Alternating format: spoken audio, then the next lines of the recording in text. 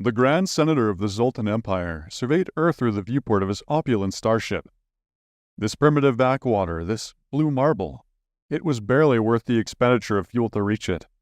Still, even the most insignificant outposts were obliged to pay their taxes, and the humans had been growing lax. Senator Verlox, his aide hissed. The sibilant syllable was typical of Zoltan's speech. the human delegation approaches. Verlox adjusted his shimmering headdress with disdain. At least these pathetic little creatures had learned to bow and scrape. A small comfort for his boredom. The reception chamber doors hissed open, and a small group of humans entered. The leader, a man with deeply tanned skin and a head shaved smooth, wore simple robes unlike the jeweled finery of the Empire's elite. His eyes, however, glittered with what Verlox dismissively assumed was simple defiance. Welcome, Delegate Akil. Verlox slithered his greeting. Your world is long overdue in its tribute to the Empire. You understand. We understand perfectly, Grand Senator, Akil interrupted. His voice was strong, lacking the expected whine of subservience. Annoyance flickered in Verlox's multifaceted eyes. But there will be no tribute today or ever again. Verlox tilted his scaled head. This was amusing. Perhaps this trip wouldn't be entirely dull after all. And what just makes an insignificant species like yours think you can defy the Empire? Akil smiled, and a cold certainty washed over Verlox. This was not the nervous bravado of cornered prey. It was something far more dangerous. Because, Grand Senator, the human said calmly, appearances can be very deceiving. Suddenly, alarms blared throughout the ship. Verlox swiveled towards the viewport. A tear had opened in space itself just outside the atmosphere of this primitive little world, and from it poured warships. Ships so sleek, so impossibly advanced, that they made his own flagship look like a child's toy. Impossible! He hissed, his composure finally shattering. Where? How? Akil's smile widened. While you grew complacent, Grand Senator, we were preparing. Our scientists may have played the role of simpletons to satisfy your arrogance, but they are anything but. Say hello to Earth's hidden fleet. Verlox's heart pounded against his scaled chest. Those starships, they moved with an impossible grace, outmaneuvering his bewildered guardships with ease. Their technology signatures, he couldn't comprehend the sheer power they radiated. Zoltan technology was considered pinnacle, but this was something beyond his wildest nightmares. How long? He managed to force the words from his throat. How long have you deceived us? Akil tilted his head thoughtfully. For centuries. We learned long ago that the loudest roar in the galaxy often belongs to its most fragile creature. Your empire, for all its grandeur, has grown stagnant. Content, while we toiled, you basked in your supposed superiority. Fury boiled beneath Verlox's fear now. You will pay for this treachery, he screeched, spittle flying from his lipless mouth. Perhaps, Akil conceded, but the Empire will suffer far more than we ever will. It is said that pride comes before the fall, Grand Senator. That fall begins today. Across Earth's comm channels, voices crackled with anticipation. Admiral Zhang, an old woman with hard eyes and laugh lines that told tales of a life spent defying expectations, addressed her fleet. Today, warriors of Earth, we discard a mask worn for far too long. Today, we remind the galaxy that humanity does not cower. Today, we fight. The hidden fleet surged forward, a wave of shimmering steel against the Zoltan ships. Now a panicked disarray. Zoltan energy cannons spat bursts of light, desperate and ineffectual against the humans' advanced shielding. Earth's ships answered with blinding beams of not heat or plasma, but something else. Something that warped the very fabric of space around them. The Zoltan vessels buckled and twisted, their hulls screaming as unnatural forces tore them apart. Verlox watched, his ornate headdress slipping from his slick scalp as utter disbelief consumed him. The humans were not merely toying with them, they were annihilating them. A transmission sputtered through. Not the usual Zoltan comms, but an old, nearly forgotten human frequency. Admiral Zhang's face filled the viewscreen of Verlox's ship, her expression unreadable. Grand Senator. She addressed him, her voice echoing through the bridge. Your fleet is in disarray. Surrender, and your warriors may yet have a chance to see their homeworld again. Verloc sputtered. Surrender. To these primitives, it was unthinkable. It was a humiliation beyond measure. Yet, the devastation playing out before him was undeniable. You will never take our empire, He rasped, clinging to his pride like a drowning man to a piece of driftwood. There are thousands of worlds, millions of warships. But none of them wield the power you see here. Zhang cut him off, calmly. This is merely a fraction of what we possess. The galaxy's changed, Senator. And your empire is ill-equipped to face what it's become. Lies. Verloc screeched, his sanity teetering on the edge. The truth is often unwelcome, Zhang said, her voice tinged with a hint of pity. I offer this choice not out of mercy, but pragmatism. Further conflict serves no one. You can return to your empire bearing news of Earth's might, or you can die here, and your legacy will be one of pointless destruction. The Grand Senator closed his multifaceted eyes. His world, his status, his entire concept of the galaxy and his place within it, it was all crumbling before him. Repair a surrender transmission, He finally whispered, the words tasting like acid. A wave of relief washed over Zhang, but her face remained stoic. She had never wanted this war, but her ancestors had instilled a deep lesson. If you want peace, prepare for battle. Earth was finally ready. The news reverberated through the Zoltan Empire like an earthquake. Their Grand Senator captured, their fleet shattered by an inferior race from an insignificant world they'd lorded over for centuries. Chaos erupted. Some factions cried for vengeance, a bloody crusade to crush the human upstarts back into the drift. Others, terrified by Earth's display of power, saw the wisdom in the Grand Senator's surrender. The human fleet, however, did not march triumphantly on the Zoltan homeworld. Admiral Zhang had a different strategy, one hammered out in the hidden bunkers beneath the world's seemingly primitive cities. Instead of conquest, they offered a partnership. Earth would share their technology, but with strict caveats. The Empire would dismantle its most aggressive arms, submit to trade treaties with strict oversight on arms manufacturing. They would become part of a new galactic order, one where no single species held total dominance. The Zoltan traditionalists screamed that this was bowing to the yoke of their former slaves. But cooler heads, the ones who could see that Earth held the power to obliterate their entire civilization, prevailed. Slowly, grudgingly, the Empire began to adapt. It was not a smooth transition. There would always be those who clung to the old ways, to dreams of rearmament and reconquest. Skirmishes broke out across the vast territory of the former Empire, but Earth's fleet acted swiftly, not as conquerors, but as peacekeepers. Time, the humans hoped, would be their ally. On Earth, however, celebration was tempered with caution. Admiral Zhang, in her frequent, heavily guarded dispatches to the Zoltan Empire, continually stressed the long game. They resent us, she warned Earth's leaders. But resentment can fade. What cannot be allowed is them viewing us with fear. Fear breeds desperation and hatred. We have given them hope for a future in the stars, a path away from stagnation.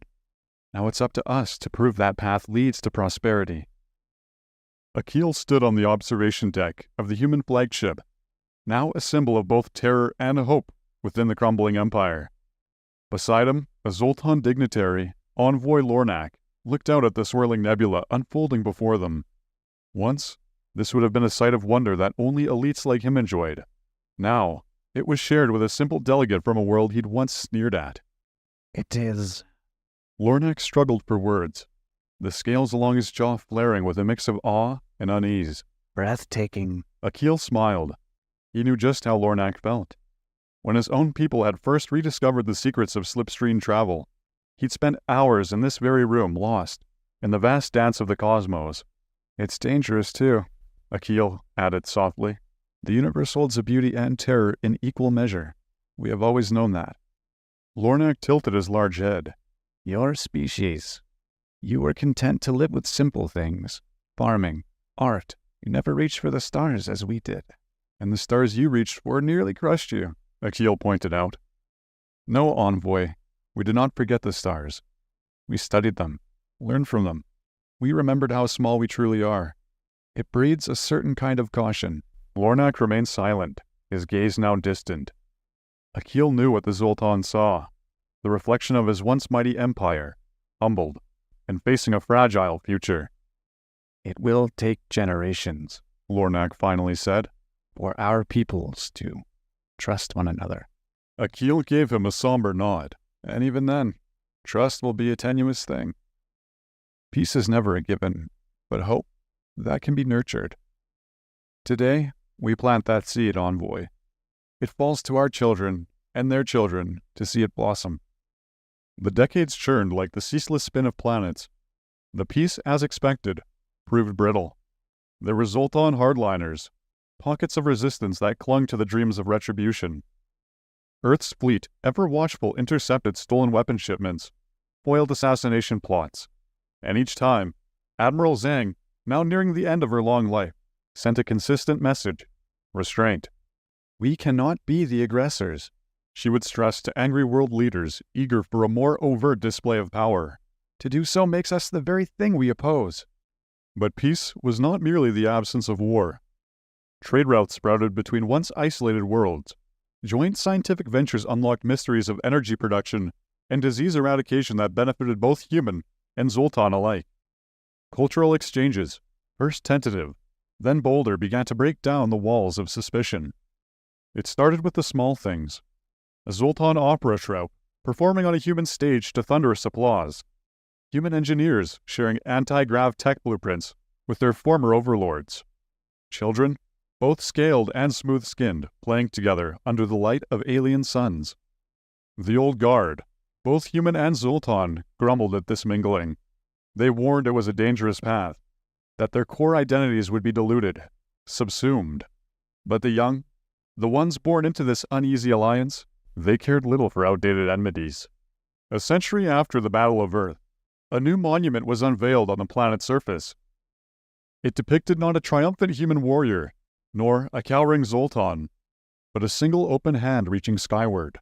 Carved around its base, in both Earth's flowing script and the harsh angles of the Zoltan tongue, was a simple inscription: "May this be a hand of hope, not conquest." Admiral Zhang, impossibly ancient yet still sharp as a newly forged blade, attended the dedication. In her eyes, her descendants saw not the fire of war, but a determined weariness. The galaxy was a brighter place than the one she'd been born into, but the work was never truly done. There would always be those who chose division, who sought power through dominance. Yet even Zhang had to marvel at what her once hidden fleet had wrought. The galaxy had transformed. The Zoltan Empire, while still a formidable power, was no longer the sole hegemon. Trade alliances, defensive pacts, and collaborative ventures wove a web of interdependence between worlds. The thirst for knowledge outweighed the hunger for conquest. Perhaps the most poignant change was in the human spirit. Once, they had hidden their strength out of necessity. Now, it was channeled into something far more powerful. Earth became a nexus for the dispossessed, the forgotten. Species ravaged by tyrants, ostracized by the old galactic order, found refuge and opportunity in the cradle of humanity's rebirth. It wasn't an entirely selfless act. Earth's leaders, seasoned by Zhang's wisdom, knew that building allies was the best insurance against a resurgence of aggression. Grateful worlds were far less likely to turn on their benefactors. In this new tapestry, humans found their unique place. Their technology was shared widely, but never fully released.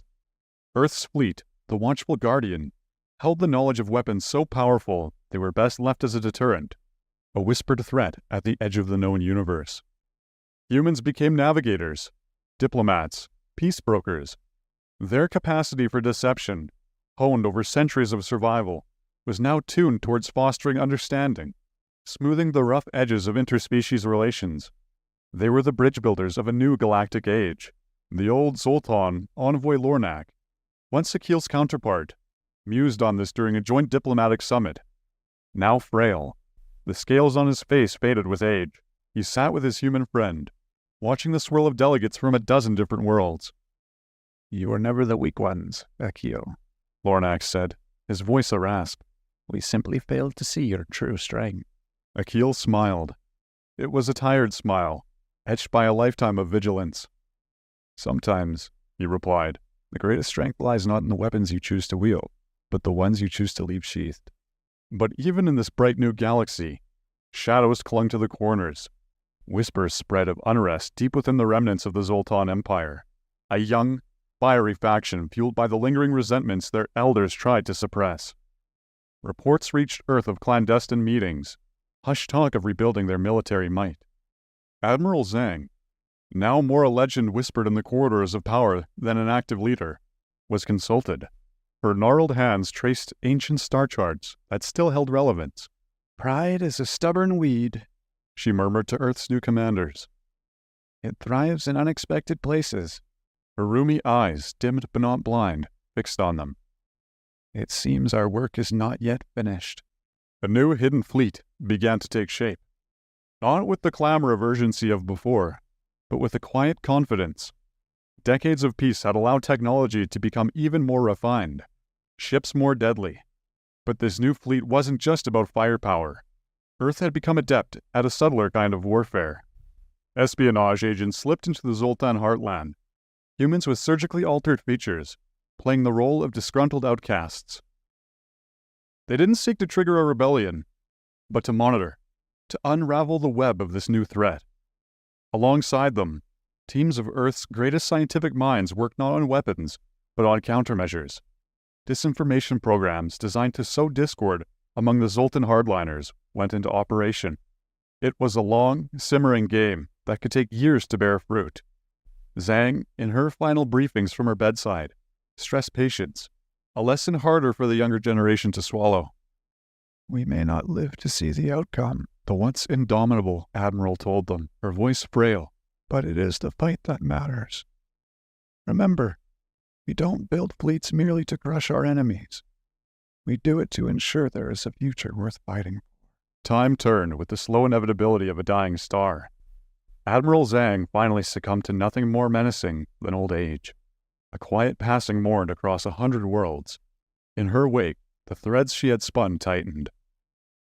The Zoltan hardliners, coddled by those who whispered of past glories, finally made their move.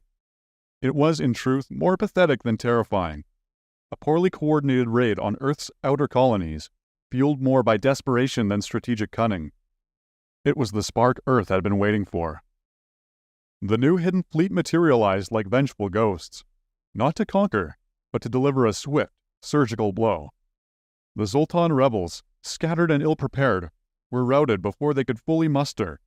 Key shipyards, identified through years of careful intelligence, were crippled, not destroyed, but damaged enough to set back any dreams of rearmament for decades. The message was clear. Earth would not tolerate a return to the old ways. Yet characteristically, it was followed by an offer of aid, of technology to rebuild, but with safeguards in place. Among the Zoltan people, opinions were torn. Some saw the humans as hypocrites, quick to wield the very power they sought to deny others. But there were those who understood. They had seen the prosperity born from cooperation, the vibrant exchange of ideas, when fear did not hold sway. These cooler, younger voices began to rise. A new Zoltan leader emerged, one who preached not dominance, but partnership.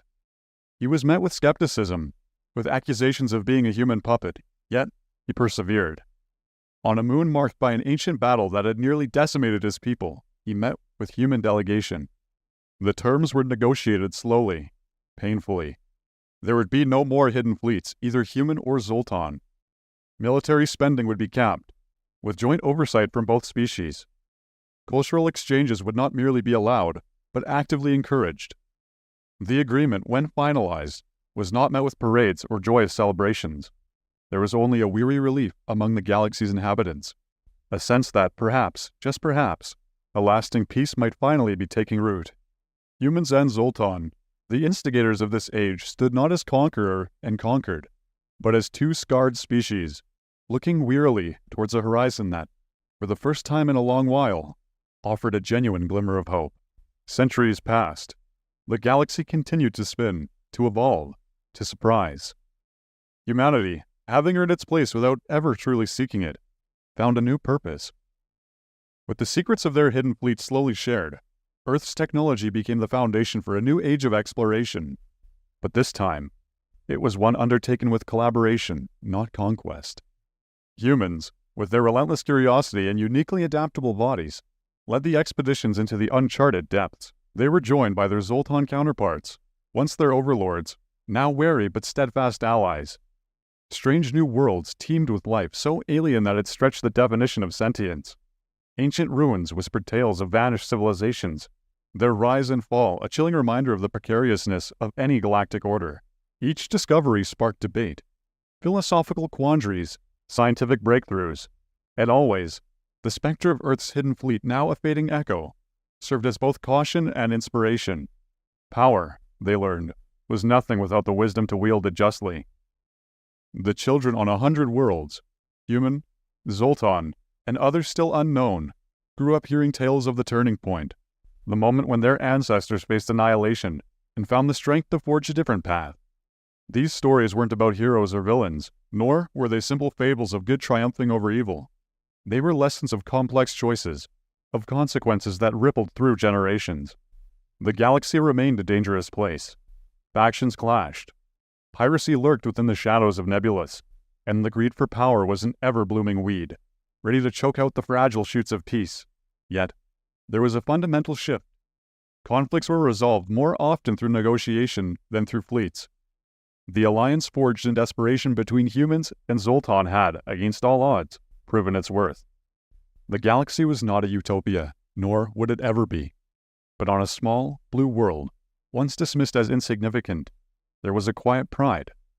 They were humanity, forever marked by their hidden fleet, by the choice to prioritize peace, however imperfect, over endless cycles of domination. And because of their choice, the stars shone a little brighter for everyone.